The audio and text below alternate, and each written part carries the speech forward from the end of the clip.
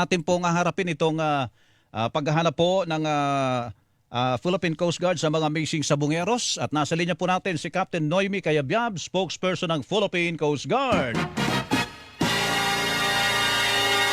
Captain Cayabyab, magandang umaga po. Hello. Good morning, Sir Melo, at sa ating po mga tagapakinig. Opo, kumusta po ang ating paghahanap? Ang alam namin ngayong araw na ito, Captain Cayabyab, meron pong darating na gamit, remotely operated vehicle. Para magamit po dyan sa paghahanap po sa mga missing sabungeros. Magagamit na po ba ito ngayong araw na ito, Captain? Yes, inaasahan na po natin ang pagdating ng ating underwater or remotely operated vehicle na makakatulong po sa pagkasagawa ng ating diving operations. Opo. Ano po ang capability po nitong gamit na ito, Captain Cayabyab? Well, in terms of depth, dahil usually nakikita natin sa mga videos and sa mga report na ating mga technical divers na medyo malabo at maburak at malalim ang Taal Lake. So etong ROV natin, so it has the capacity po to see underwater hanggang 1,000 feet. Mm-hmm.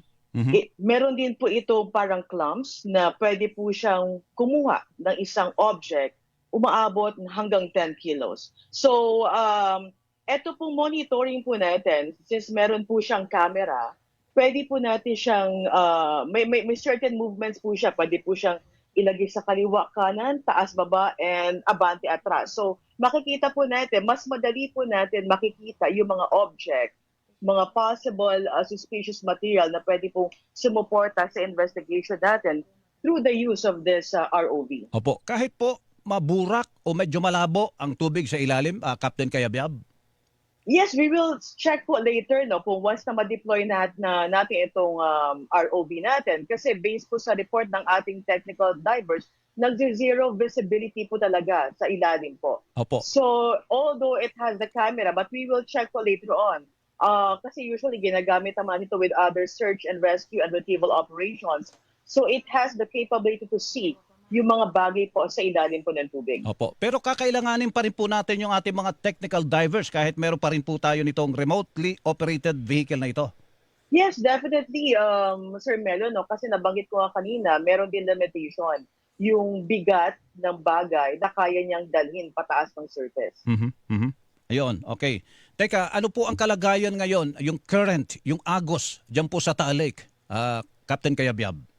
Ngayon, magsisimula tayo ng 7 a.m. So, okay pa naman ang weather. Kaya nga take advantage natin. We always do our operations in the morning. Mm-hmm. Kasi usually maganda ang panahon sa umaga. And ang nagiging challenge po natin is yung hapon na usually umuulan, lumalakas yung current.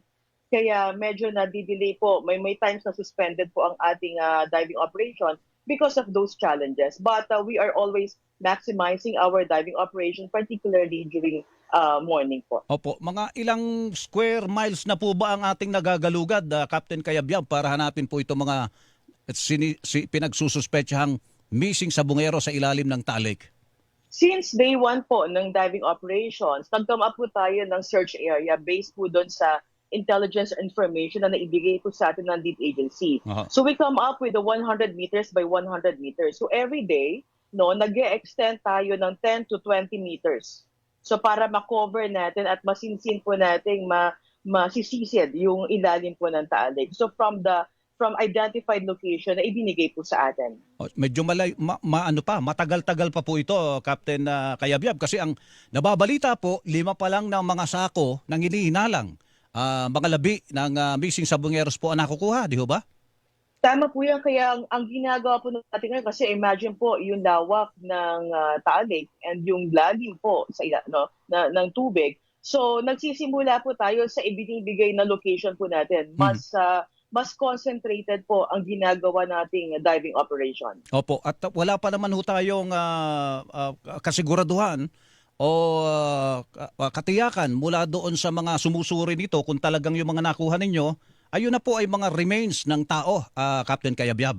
Tama po yan kasi sa bawat dive po, nabanggit po natin, and even the ground commander, na talagang malabo sa ilalim, sa ilalim ng tubig, kaya kinakapa. And then once yung diver po natin may makapa na suspicious object, so nire-report po natin yan sa SOCA, and once we get the go signal, that's the time we retrieve po. Opo. Kasi ang ilalim po ng lake ay marami rin po mga objects dahil may fish pan po tayo, so may mga possibility po na yung mga feeds. So, kinakapa po talaga na kung may kakaiba ba dito sa sako na ito. And that's the time po we inform the SOCO, and once we get the go signal, that's the time that we retrieve and dinadala po sa surface. At saka sinasabi ng mga tao doon at nung mayor nila na posibleng may sako doon na hindi naman po buto ang laman kundi mga feeds, Captain Kayabyab.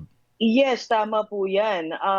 Kaya po, once na ma-retrieve natin, we immediately turn over to the SOCO. Opo. And then sila po ang nagkakandak na more detailed forensic investigation po. Sila na po yung, kung ililipat sa ibang sako, sila na po yun. Wala na po sa kamay ng Coast Guard po yun. Yung pagdating po sa sako, kasi imagine mo, no, Opo. Sir Melo, Opo. sa ilalim po ng talik, may possibility kasi we don't know kung kailan siya nailagay. May tendency talaga na nasisira na yung sako.